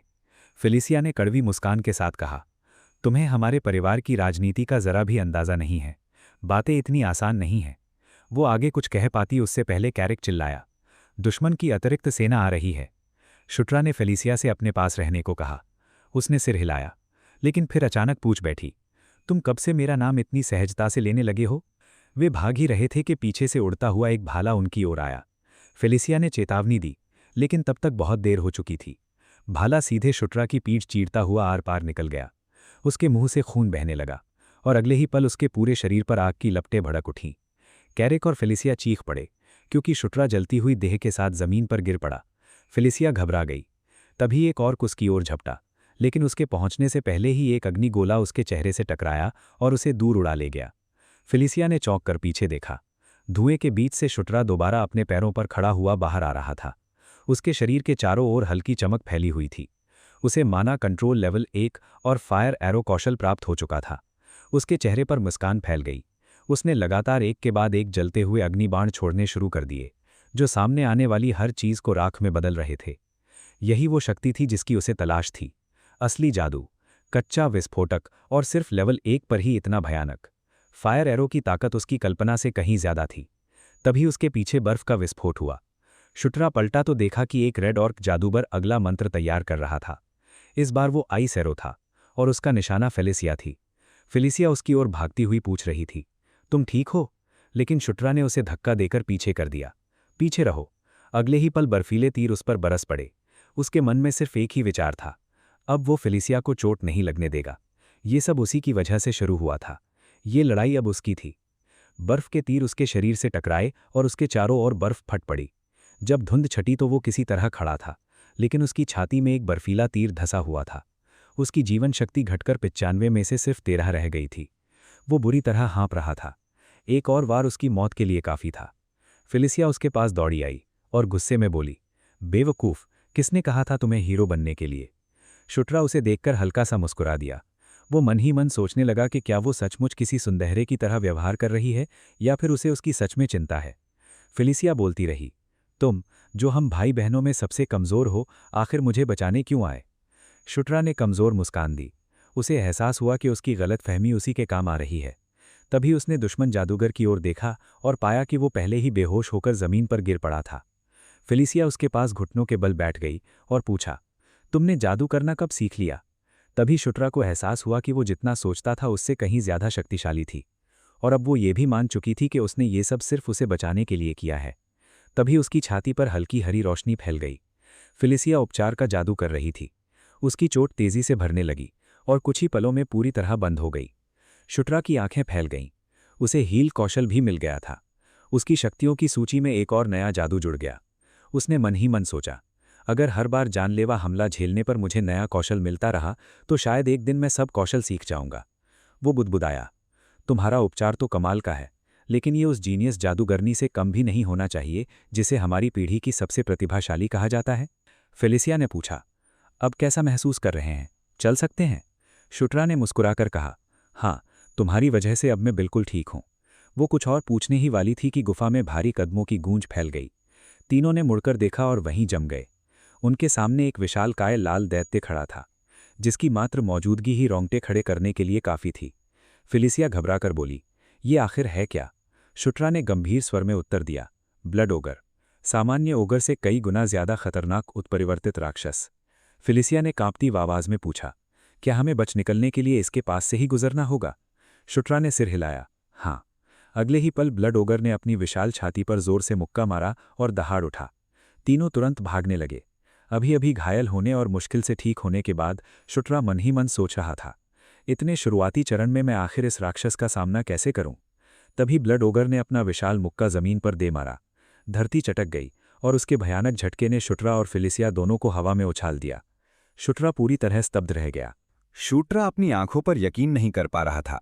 इतना विशाल राक्षस इतनी तेजी से कैसे हिल सकता था? फेलिसिया चिल्लाई, इसे किसी तरह उलझाए रखो, मुझे अपना जादू तैयार करने का समय चाहिए। शूट्रा घबरा कर बोला, लेकिन मैं ऐसा करूंगा कैसे? तभी ब्लड ओगर के प्रहार से उठी भयानक शॉकवेव ने दोनों को फिर से पीछे उछाल दिया। उसी निराशाजनक पल में शूट्रा के दिमाग में एक योजना कौंधी। उसने फेलिसिया से कहा, तुम अपना मंत्र तैयार करो, मैं तब तक इसे रोक कर रखता हूं। फेलिसिया को उसकी योजना की जरा भी समझ नहीं आई, लेकिन उसने सिर हिला दिया। शूट्रा ने जोर से कैरिक को पुकारा। वो तुरंत उसके सामने आ गया। शूट्रा बोला, पहले की तरह तैयार हो जाओ। ये कहते हुए वो आगे दौड़ा और अपना इन्वेंट्री खोलकर बौनों वाला खंजर निकाल लिया। सुनहरी रोशनी की चमक के साथ वो हथियार उसके हाथ में प्रकट हुआ। वो झुका और पूरे जोर से खंजर जमीन में घोंप दिया। उसी क्षण सुनहरी शक्ति की एक लहर चारों ओर फैल गई। उसने किंग्स बैनर का प्रभाव सक्रिय किया और पूरी शक्ति कैरिक के शरीर में प्रवाहित कर दी। सुनहरी आभा ने उसे चारों ओर से घेर लिया और उसकी ताकत कई गुना बढ़ गई। कैरिक की आंखें फैल गईं। उसने अपने भीतर उमड़ती अपार शक्ति को साफ महसूस किया। दूसरी ओर ब्लड ओगर भी समझ गया कि उसके सामने वाला दुश्मन अचानक कहीं अधिक शक्तिशाली हो चुका है। सुनहरी आभा से घिरा कैरिक तनकर खड़ा हो गया और बिना एक कदम पीछे हटे सीधा दैत्य पर टूट पड़ा। उसने पूरी ताकत से वार किया। ब्लड ओगर भी गरजते हुए अपने हथियार से उसका सामना करने आया, लेकिन कैरिक ने उसका वार मोड़ दिया। अगले ही पल दोनों राक्षसी योद्धा भयंकर शक्ति के साथ भिड़ गए। उनके पैरों के नीचे धरती फटने लगी, लेकिन दोनों में से कोई भी 1 इंच पीछे नहीं हटा। इसी बीच फेलिसिया हवा में उठ गई। उसके चारों ओर गुलाबी प्रकाश फैल गया। उसने पूरी एकाग्रता के साथ अपना जादू इकट्ठा किया और पीछे से ब्लड ओगर के पैरों पर एक सघन जादुई प्रहार किया। हमला इतना सटीक था कि उसका संतुलन बिगड़ गया। दैत्य दर्द से दहाड़ता हुआ जमीन पर गिर पड़ा। यही मौका था। कैरिक ऊंची छलांग लगाकर उसके ऊपर पहुंच गया। उसके चेहरे पर कठोर मुस्कान उभरी। युद्ध खत्म हो चुका है। अगले ही क्षण वो उल्का की तरह नीचे गिरा और अपना हथियार सीधे ब्लड ओगर की छाती में उतार दिया। सुनहरी शक्ति उस प्रहार में समा गई और उसी एक वार ने उस राक्षस का अंत कर दिया। लड़ाई खत्म होते ही शूट्रा आगे बढ़ा। शिविर का सबसे खतरनाक दुश्मन आखिरकार मर चुका था, लेकिन वो इस जीत का आनंद भी नहीं ले पाया था कि उसके शरीर के चारों ओर सुनहरी रोशनी फूट पड़ी। वो चौंक कर ऊपर देखने लगा। उसकी आंखों के सामने सिस्टम विंडो प्रकट हुई। वो लेवल 10 पर पहुंच चुका था। साथ ही संदेश आया कि उसका विशेष नायक बफ भी और अधिक शक्तिशाली हो गया है। उसके होठों पर हल्की मुस्कान आ गई। लेकिन सिस्टम यही नहीं रुका। उसे एक और इनाम मिला, एक नया निष्क्रिय कौशल। जैसे ही उसने उपहार बॉक्स खोला वो एकदम जड़ हो गया। इनाम था लेजेंडरी स्टॉर्म ट्रूपर इफेक्ट। उसे तुरंत समझ आ गया कि ये वही प्रसिद्ध प्रभाव था जिसमें दुश्मन के हमले कभी सही निशाने पर नहीं लगते। अब ये शक्ति उसके पास थी। ये सोचकर वो हंसने ही वाला था कि अचानक एक भीषण गर्जना ने उसकी सोच तोड़ दी। दर्जनों रेडॉक्स उनकी ओर दौड़ते चले आ रहे थे। फिलिसिया ने तुरंत उसे चेतावनी दी, वे बहुत तेजी से करीब आ रहे हैं। उसका चेहरा तुरंत गंभीर हो गया। फिलिसिया आगे बढ़ी और अपने दोनों हाथ फैलाकर एक विशाल चक्रवात बुला लिया। प्रचंड हवाएं रेडॉक्स की पूरी पंक्ति को चीरती हुई निकल गईं। शूटरा वहीं खड़ा रह गया और विस्मय से उस तूफान को देखने लगा। तूफान के भीतर उसे चमकती हुई तितलियां दिखाई दी। तभी उसे एहसास हुआ कि फिलिसिया किसी आत्मा की शक्ति का उपयोग कर रही है। उसे याद आया कि अपने डार्क एल्फ रक्त के कारण फिलिसिया जन्मजात स्पिरिट यूजर थी। वो उस जीवित तूफान को ऐसे नियंत्रित कर रही थी जैसे वो उसका अपना हिस्सा हो, जबकि भीतर फंसे ऑक्स पूरी तरह असहाय थे।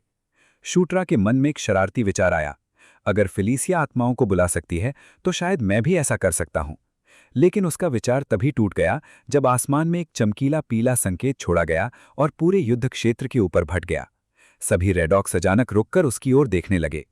कैरिक ने पूछा, इसका क्या मतलब है? शूटरा ने गंभीर स्वर में उत्तर दिया, पीला संकेत पीछे हटने का आदेश है। उसके सीने में बेचैनी की गांठ बंध गई। जरूर कोई बड़ी मुसीबत आ गई है। जब कैरिक ने आगे का आदेश मांगा तो शूटरा बोला, सभी सैनिकों को इकट्ठा करो और पीछे हटो। मैं खुद कैटलिन मूनलाइट को ढूंढने जा रहा हूं। ये सुनकर सब हैरान रह गए। कैरिक ने साथ चलने की जिद की, लेकिन शूटरा ने वही आदेश दोहराया और बात वहीं खत्म कर दी। तभी फिलिसिया आगे बढ़ी, मैं भी तुम्हारे साथ चलूंगी। उसके ये कहते ही कैरिक चुप हो गया। फिलिसिया बोली, मुझे किसी का एहसान पसंद नहीं। तुमने मेरी जान बचाई है, इसलिए ये कर्ज चुकाना चाहती हूं, और दुश्मन के साथ मेरा हिसाब भी अभी बाकी है। आखिरकार कैरिक मान गया। उसने शूटरा को सावधान रहने की हिदायत दी। शूटरा ने तुरंत सहमति में सिर हिलाया। रास्ते में फिलिसिया ने पूछा, तुम कैटलिन मूनलाइट को लेकर इतने चिंतित क्यों हो? शूटरा ने जवाब दिया, वो पीछे हटने का संकेत कुछ अजीब लगा। फिलिसिया ने उसकी आंखों में देखते हुए पूछा, क्या तुम्हें सचमुच अपनी बहन की चिंता है? शूटरा ने बिना झिझक कहा, बिल्कुल, भाई बहन एक दूसरे की चिंता करते ही हैं। जबकि उसके मन में कैटलिन अभी भी एक बेहद उपयोगी सहयोगी से ज्यादा कुछ नहीं थी। फिलिसिया ने उसकी बात सुनी, लेकिन उसके चेहरे पर अभी भी हल्का सा संदेह बना हुआ था। दोनों तबाह हो चुके शिविर के बीच से आगे बढ़ते गए, जहां हर तरफ अफरा तफरी मची हुई थी। दूसरी ओर रेडॉक्स का एक बड़ा झुंड अकेली योद्धा पर टूट पड़ा था। वो कैटलिन मूनलाइट थी। संख्या में बहुत कम होने के बावजूद वो पूरी तरह शांत थी। उसने लगातार ऊर्जा के प्रहार किए, जो पहली पंक्ति के ऑक्स को रोशनी के विस्फोटों के साथ गिराते चले जा रहे थे। लेकिन दुश्मन रुकने का नाम नहीं ले रहा था। तभी एक ऑक्स ने उसकी ओर हथियार फेंका। कैटलिन ने आसानी से उसे चकमा दिया और अगले ही पल अपने हाथ में चमकती हुई तलवार बना ली। उसने एक ही वार किया और अर्धचंद्राकार ऊर्जा की धार कई ऑक्स को एक साथ चीरती हुई निकल गई। ठीक उसी समय शूटरा और फिलिसिया वहां पहुंचे। उन्होंने देखा कि कैटलिन के चारों ओर दुश्मनों की लाशें बिखरी पड़ी थीं। शूटरा ने राहत की सांस ली। उसके चेहरे पर मुस्कान आ गई। वो कभी किसी असली खतरे में थी ही नहीं। कैटलिन मूनलाइट उसकी ओर मुड़ी और गुस्से से बोली, तुमने पीछे हटने के संकेत को नजरअंदाज क्यों किया? शूटरा ने थोड़ा असहज होकर कहा, मैं तुम्हारी मदद करने आया था। ये सुनकर कैटलिन सचमुच उलझन में पड़ गई। अगले ही पल वो दौड़कर फिलिसिया के पास पहुंची और उसे कसकर गले लगा लिया। फिलिसिया, उसकी आवाज में छिपी राहत साफ झलक रही थी। तुम बेकार की बातें लेकर हमेशा चिंता करती रहती हो। दोनों बहनों को साथ देखकर शूटरा अनायास मुस्कुरा दिया। वे सचमुच एक परिवार जैसी लग रही थी। तभी उसने अपना मिनी मैप देखा। दुश्मन की सेना तेजी से उनकी ओर बढ़ रही थी। उसी समय सिस्टम ने भी खतरे की पुष्टि कर दी। शूटरा ने तुरंत कहा, अब हमें पीछे हटना होगा। कैटलिन मूनलाइट ने सिर हिलाया, तुम आगे बढ़ो, मैं और फिलिसिया पीछे से रक्षा करेंगे। वे सभी एक छिपे हुए पोर्टल तक पहुंचे, जहां मित्र ऑक्स पहले से उनका इंतजार कर रहे थे। जैसे ही वे उसके ऊपर बने मैजिकल वृत्त पर खड़े हुए, वो नीली रोशनी से चमक उठा और पोर्टल एक्टिवेट हो गया। तेज प्रकाश ने सबको अपनी गिरफ्त में ले लिया और अगले ही पल उन्हें युद्धभूमि से बहुत दूर पहुंचा दिया। वहां पहुंचते ही फिलिसिया ने पूछा, क्या ये पोर्टल शूटरा ने खोजा था? कैटलिन मूनलाइट ने गर्व से अंतर उत्तर दिया, हाँ, इसे खोजने में सबसे बड़ा योगदान शूटरा का ही था। कैरिक अभी भी हैरान था। वो बुदबुदाया, राजकुमार इतने कम समय में इतना बदल कैसे गया? उसकी आवाज में सच्चा विस्मय था। तभी उनका बड़ा भाई क्रिस मूनलाइट उनके सामने दिखाई दिया। उसका चेहरा हमेशा की तरह गंभीर और भावनाहीन था। उसने दूर से ही अपने छोटे भाई को आवाज दी। इससे पहले कि कोई कुछ कहे, कैटलिन मूनलाइट ने उत्साह से घोषणा की, फिलिसिया सुरक्षित वापस आ गई है। तभी फिलिसिया आगे बढ़ी और उसका अभिवादन किया। फेलिसिया ने क्रिस मूनलाइट की ओर देखकर शांत स्वर में कहा, काफी समय हो गया। क्रिस ने तुरंत कोई जवाब नहीं दिया। वो कुछ पल तक बस उसे ऐसे देखता रहा कि उसके चेहरे से कुछ भी समझ पाना असंभव था। आखिर लंबी चुप्पी के बाद उसने धीरे से कहा, वापस आने पर स्वागत है। थोड़ी देर बाद उसने सबको बताया कि जनरल वैंडल की सेना भी जीत चुकी है। जैसे ही दुश्मन का मुख्य शिविर जलकर राख हुआ, उनकी सेना ने लड़ाई छोड़ दी। वैंडल? ये नाम सुनकर शुत्रा उलझ गया। तब कैटलिन मूनलाइट ने समझाया कि वैंडल दुश्मन की दमन सेना का सर्वोच्च सेनापति था। फेलिसिया ने पूछा, क्या यकुसेन ने आत्मसमर्पण कर दिया? लेकिन क्रिस मूनलाइट ने सिर हिलाया। नहीं, वो सिर्फ भाग निकला है और अब भी बेहद खतरनाक है। इसके बाद उसने अगली योजना सामने रखी। कल हम दुश्मन की दूसरी सेना पर हमला करेंगे, इससे पहले कि वे दोबारा संगठित हो सकें। फिर उसने फेलिसिया की ओर देखा और पूछा, तुम आखिर पकड़ी कैसे गईं? फेलिसिया ने जवाब दिया, मैं पास के खंडरों का अध्ययन कर रही थी, तभी लड़ाई की आवाज़ सुनी, मदद करने गईं और पकड़ी गईं। लेकिन क्रिस उसके जवाब पर बिल्कुल भी विश्वास करता नहीं दिखा। फेलिसिया ने सीधे पूछा, क्या तुम्हें लगता है कि मैं झूठ बोल रही हूं? दोनों में से कोई भी पीछे हटने को तैयार नहीं था। जिस तरह वे एक दूसरे को घूर रहे थे, उससे साफ था कि उनके बीच अतीत की कोई गहरी कहानी दबी हुई थी। आखिरकार क्रिस ने बात वहीं खत्म कर दी, सब लोग आराम करो, आगे लंबा सफ़र है। फेलिसिया ने भी बिना कुछ कहे सिर हिलाया और सभी कई दिनों की थकान मिटाने के लिए अपने अपने तंबुओं में चले गए। पूरे शिविर में जश्न मनाया जा रहा था।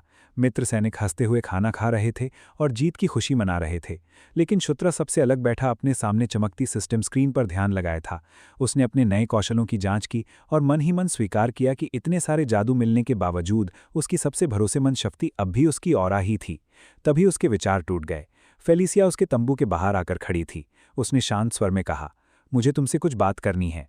शुत्रा हैरान था कि इतनी रात को वो क्या चाहती होगी, लेकिन फेलिसिया ने कुछ नहीं समझाया।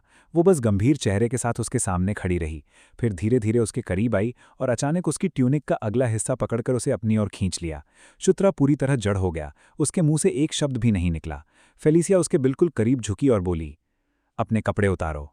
ये सुनते ही उसका चेहरा टमाटर की तरह लाल हो गया। वो हकलाते हुए अविश्वास से उसे देखने लगा। फेलिसिया ने बिना जरा भी झिझक उसके कपड़ों की ओर इशारा किया और दोबारा वही बात दोहरा दी। घबराए हुए शुत्रा ने पूछा, तुम ऐसा क्यों चाहती हो? फेलिसिया ने पूरी शांति से कहा, क्या तुम सच में नहीं चाहते कि मैं तुम्हारे युद्ध में लगी चोटों का ठीक से इलाज करूं? ये सुनते ही शुत्रा की आंखें फैल गईं और उसकी सारी घबराहट पल भर में गायब हो गई। फेलिसिया ने समझाया, पहले मैंने सिर्फ तुम्हारी जान बचाने लायक उपचार किया था। मुझे डर है कि अंदरूनी चोटें अब भी बाकी हों, इसलिए इस बार पूरा उपचार करना चाहती हूं। शुत्रा के मन में हल्की सी निराशा जरूर हुई, लेकिन उसने कुछ नहीं कहा। इलाज करते समय फेलिसिया ने उसके शरीर के चारों ओर फैली अजीब चमक के बारे में पूछा, मगर उसने बात को सामान्य कहकर टाल दिया। मौका देखकर उसने विषय बदल दिया और उससे एक ऐसा एहसान मांगा जो सिर्फ वही कर सकती थी। उसके चेहरे पर चालाक मुस्कान थी। फेलिसिया की मदद से उसे 3 नए कौशल मिल गए, क्योर पॉइजन, क्योर डिजीज और एक उन्नत उपचार कौशल। दोबारा कपड़े पहनने के बाद उसने नए कौशलों को संतुष्ट मुस्कान से देखा। फेलिसिया से उन जादुओं का प्रयोग अपने ऊपर करवाकर वो उन्हें अपने लिए भी कॉपी कर चुका था। अगले दिन कैटलिन मूनलाइट के मार्गदर्शन में उसका प्रशिक्षण शुरू हुआ। उसने समझाया कि बीस्ट फिस्ट की कई शाखाएं होती हैं और आज से वो इन्हें सीखना शुरू करेगा। सबसे पहले था वेयरवुल्फ स्टाइल। उसके बोलते ही हवा में नीले भेड़िए का प्रतीक उभर आया। कैटलिन में बताया कि यही शैली आगे चलकर शक्तिशाली बीस्ट गॉडफिस्ट की नींव बनती है। आज का अभ्यास था अपने भीतर की ऑरा पर नियंत्रण। उसने शुत्रा से आंखें बंद कर ध्यान लगाने को कहा। कुछ ही क्षणों में उसके शरीर के चारों ओर नीली और बैंगनी ऊर्जा लहराने लगी। धीरे धीरे उसने अपने भीतर बहती शक्ति को महसूस किया। वो बिजली की तरह उसके पूरे शरीर में दौड़ रही थी। उसने साफ महसूस किया कि यही उसकी ऑरा, उसकी जीवन शक्ति थी। अपनी चरम अवस्था में ये आत्मा के बेहद करीब पहुंचती थी और सीमा पार होने पर उससे एकाकार भी हो सकती थी। तभी सिस्टम संदेश सामने उभरा। उसने देखा कि उसे नया कौशल मिला है, प्रोटैगनिस्ट बॉडी। विवरण में लिखा था कि यह प्रशिक्षण की गति बढ़ाता है और हर स्तर बढ़ने पर नई विशेषताएं जोड़ता है। शुत्रा दंग रह गया। उसने एक और अविश्वसनीय शक्ति हासिल कर ली थी। उसने अपने प्रतिद्वंद्वियों के निष्क्रिय कौशलों से इसकी तुलना की और समझ गया कि ये उनसे कम नहीं, बल्कि शायद उनसे भी अधिक शक्तिशाली है। ये कौशल लगातार विकसित होता रहेगा और हर स्तर पर नई शक्तियां जोड़ता जाएगा। उसके चेहरे पर उत्साहित और रहस्यमयी मुस्कान फैल गई। उसने मुट्ठियां भींच लीं। पहली बार उसे सचमुच लगा कि यही किसी असली नायक की शक्ति होती है। तभी कैटलिन की तेज आवाज गूंजी, ध्यान कहाँ है तुम्हारा? वो तुरंत होश में आया और माफी मांग ली। कैटलिन ने उसे अभ्यास जारी रखने को कहा। उसने अपनी पूरी ऑरा तकनीक में प्रवाहित कर दी। कुछ ही देर में सिस्टम ने घोषणा की, बीस्ट फिस्ट लेवल 1 प्राप्त हुआ। कैटलिन की आंखें आश्चर्य से फैल गईं। तुमने इसकी बुनियादी तकनीक पूरी तरह सीख ली। शुत्रा ने अपनी चमकती हथेलियों को देखा। उनमें भरी ऊर्जा उसे किसी अदृश्य हथियार जैसी महसूस हो रही थी। तभी एक वेयरवुल्फ सैनिक घबराया हुआ अंदर दौड़ा आया। उसने हाँफते हुए बताया, बहुत बड़ी मुसीबत हो गई है। कुछ ही देर में क्रिस मूनलाइट भी गंभीर चेहरे के साथ अंदर आया। कायरो की पूरी टुकड़ी गायब हो गई है। ये सुनते ही सभी भाई बहन नक्शे के चारों ओर इकट्ठा हो गए। क्रिस ने अनुमान लगाया कि दुश्मन उनकी योजना समझ चुका है। कैटलिन ने पूछा, अब क्या करेंगे? क्रिस ने नक्शे पर एक स्थान की ओर इशारा करते हुए कहा, सबसे अधिक संभावना है कि दुश्मन यहीं इकट्ठा होगा। शुत्रा ने भूभाग का ध्यान से निरीक्षण किया। उसकी बात से सहमत हुआ और बोला, हमें तुरंत कार्यवाही करनी होगी। क्रिस मूनलाइट ने फैसला सुनाया, इस बार हम जनरल वैंडल की सेना के साथ मिलकर हमला करेंगे। दृश्य बदलकर मुख्य सेना के मुख्यालय पर पहुंचा। वहां लाल चमड़ी वाला विशालकाय सेनापति क्रिस मूनलाइट का स्वागत कर रहा था। क्रिस मुस्कुराया और बोला, जनरल, आप आज भी पहले जितने ही प्रभावशाली लग रहे हैं। वैंडल ने दोनों राजकुमारियों का भी स्वागत किया, लेकिन फेलिसिया ने तुरंत अपने सैनिकों के बारे में पूछा। वैंडल ने आश्वासन दिया कि वे सभी सुरक्षित हैं। विशालकाय सेनापति को देखते हुए शुत्रा को याद आया कि मूल गेम में वैंडल उसका सबसे ज्यादा इस्तेमाल किया जाने वाला पात्र था। इसी वजह से उसे वो और अजीब तरह से अपना सा महसूस हुआ। उसने आत्मविश्वास से आगे बढ़कर अपना परिचय दिया और हाथ बढ़ा दिया। नवे राजकुमार की इस निडरता से वैंडल कुछ पल के लिए सचमुच चौंक गया। फिर उसने मजबूती से उसका हाथ थामा और आधिकारिक रूप से उसे अपने अधीन स्वीकार किया। उसी समय शिविर से बहुत दूर आकाश अचानक तेज रोशनी से चीर दिया गया। उस प्रकाश के बीच में से एक रहस्यमय स्त्री नीचे उतरी। उसके लंबे सफ़ेद बाल थे और उसकी दोनों आंखों का रंग अलग अलग था। उसकी उपस्थिति में ऐसा राजसी और भयावह दबाव था, मानो कोई देवी स्वयं उतर आई हो। दूसरी ओर से लाल कवच पहनी एक और स्त्री प्रकट हुई, जिसके शरीर से अग्नि जैसी तपिश निकल रही थी। उसके चारों ओर की गर्मी पहली स्त्री की दिव्य शक्ति के बराबर महसूस हो रही थी। दोनों आमने सामने खड़ी हो गईं। बिना एक शब्द बोले उनकी आभाएं आपस में टकराने लगीं। उनके बीच खड़ा युवा राजकुमार पसीने से भीग चुका था। उस असहनीय दबाव के नीचे उसका दिल बेकाबू होकर धड़क रहा था। तभी उसकी आंखों के सामने चमकते हुए अक्षरों में एक शब्द उभरा, कॉन्क्वेस्ट। चैनल को सब्सक्राइब करें और हमसे जुड़े रहें।